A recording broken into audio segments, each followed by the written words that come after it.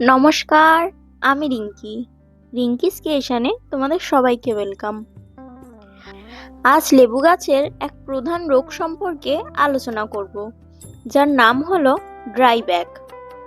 এই dry back কি কারণে এই ড্রাই ব্যাক গাছে হয়?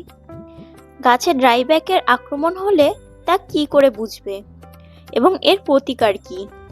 এই সমস্ত বিষয় নিয়ে আজকে বিস্তারিত আলোচনা করব। ভিডিওটি স্কিপ না করে পুরো ভিডিওটি দেখার অনুরোধ রইল। আশা করছি ভালো লাগবে।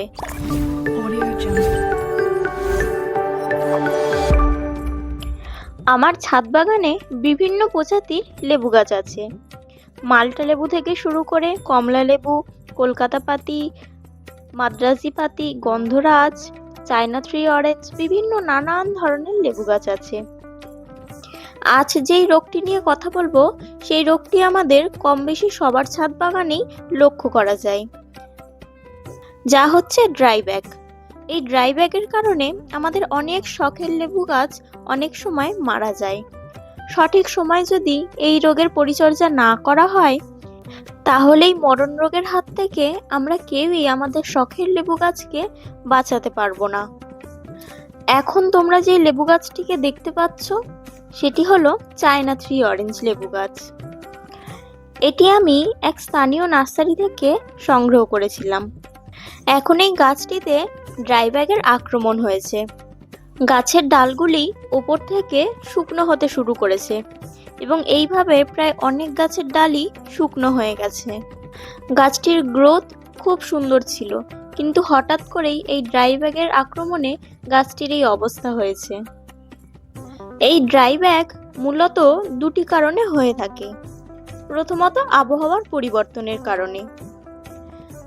শীত শেষ হয়ে যাওয়ার পর বসন্তের শুরুতে এই সময় আমরা লেবু গাছে এই ড্রাই ব্যাক রোগটি বেশি লক্ষ্য করতে পারি।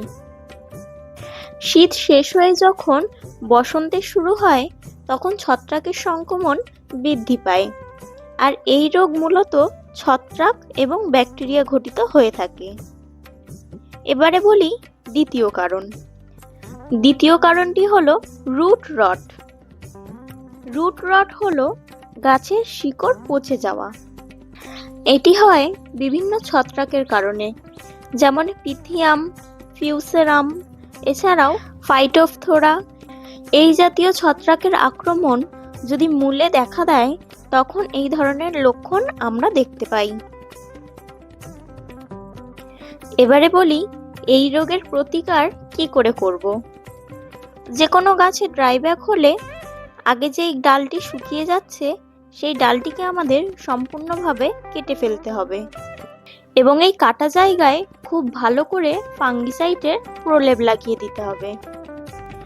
রুট রট জনিত কারণে ড্রাই ব্যাক হলে আমাদের গাছের গোড়ায় মাটিটিকে ভালো করে শোধন করে নিতে হবে। তার জন্য যেটি লাগবে সেটি হলো হাইড্রোজেন পারঅক্সাইড। 10 ml 1 লিটার জলে গুলে ভালো করে গাছের গোড়ার মাটি ভিজিয়ে দিতে হবে। শুধু হাইড্রোজেন পারঅক্সাইড দিলেই হবে না, এর সাথে ব্যবহার করতে হবে ব্যাকটেরিয়া নাশক। হাইড্রোজেন পারঅক্সাইড ব্যবহার করার পরের দিন তোমাদের গাছে ব্যবহার করতে হবে প্ল্যান্টোমাইসিন। এটি এক ধরনের ব্যাকটেরিয়া নাশক। তোমরা যদি এটি না পাও, তাহলে তোমরা সেপ্টোমাইসিন ও ব্যবহার করতে পারো। গাছের গোড়ায় যতটা জলের প্রয়োজন ততটা জল নিয়ে 2 গ্রাম এই ব্যাকটেরিয়া নাশক জলে ভালো করে মিশিয়ে ব্যবহার করতে হবে এবং একই সঙ্গে যে কোনো কপারযুক্ত ফাঙ্গিসাইড মিশিয়ে নিতে হবে। পরিমাণ হলো 5 গ্রাম। এই তরলটি গাছের গোড়ায় দিয়ে মাটিটিকে ভালো করে ভিজিয়ে দিতে হবে। এই প্রক্রিয়াটি একবার ব্যবহার করলেই হবে না, 15 দিন অন্তর অন্তর এটি রিপিট করতে হবে। তাহলে রুট রটের সমস্যা অনেকটাই সমাধান হবে। গাছে যদি ফুল ফল থাকে, তাহলে আমি যেভাবে বললাম সেইভাবে রুট রটের ট্রিটমেন্ট করবে। আর যদি গাছে ফুল ফল না থেকে থাকে, তাহলে গাছের গোড়ার মাটিটা চারপাশ থেকে তুলে শিকড়গুলিকে একটু বার করে নেবে তারপরে এই সলিউশনটি সরাসরি শিকড়ে খুব ভালো করে প্রয়োগ করবে। আর যদি গাছ খুব ছোট হয় তাহলে গাছটিকে টব থেকে বার করে নিয়ে গাছের গোড়ায় যে মাটিগুলো আছে সেই মাটিগুলোকে খুব আলতোভাবে ছড়িয়ে দিতে হবে, যাতে গাছের শিকড়ে কোনোভাবে এফেক্ট না পড়ে। তারপর একদম ফ্রেশ সুন্দর মাটিতে গাছটিকে রিপোর্ট করে দেবে এবং গাছটিকে রিপোর্ট করার সময় মাটিতে কপারযুক্ত ফাঙ্গিসাইড ব্যবহার করবে, কারণ লেবু গাছ কপার খুব পছন্দ করে। তোমাদের ছাদ বাগানেও যদি কোনো লেবু গাছে ড্রাই ব্যাগের সমস্যা দেখা দেয় তাহলে তোমরা এইভাবে ট্রিটমেন্ট করতে পারো।